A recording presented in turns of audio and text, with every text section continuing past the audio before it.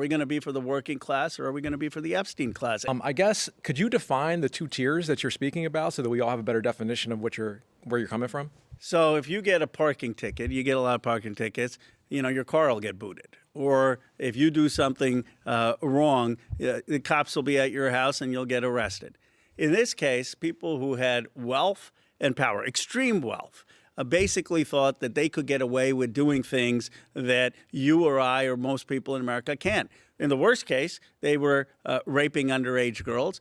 On a less egregious matter, they were showing up to parties where 13, 14, 15-year-olds were being paraded naked, or they were hanging out with Epstein, a pedophile, knowing that he was raping underage girls, and no police were ever coming and asking them questions. That's what I mean about two tiers of justice, that the wealthy and powerful use their wealth and power and connections to avoid justice that you and I have to face. So I would argue that means that there's one tier of justice, and it's just for the have-nots, right?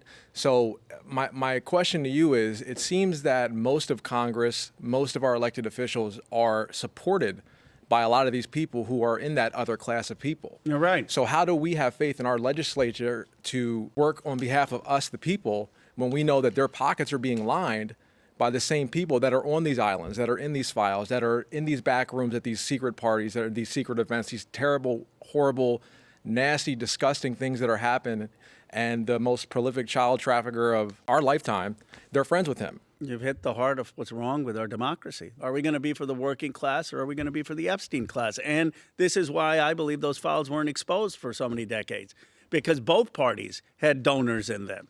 Because rich and powerful people knew politicians on both sides. And it was in everyone's interest to stay quiet. But I believe prosecuting and holding the elite accountable, taking risks like Massie and I have. The billionaires don't like us. A lot of the people in this Epstein class don't like us. They're funding primary challenges against us. But we need to stand up to them, and then we need to say no to PAC money, no to super PAC money, get the money out of politics. Would you agree that there are politicians who are a part of that Epstein class? Yes, of course. And on all sides of the aisle? Yeah. Well, Rumler should come in, and she should be subpoenaed. But Rumler, Kathy Rumler, she should come in and have to answer and subpoena, and she was in the Obama administration. So this has helped hurt Democrats, right?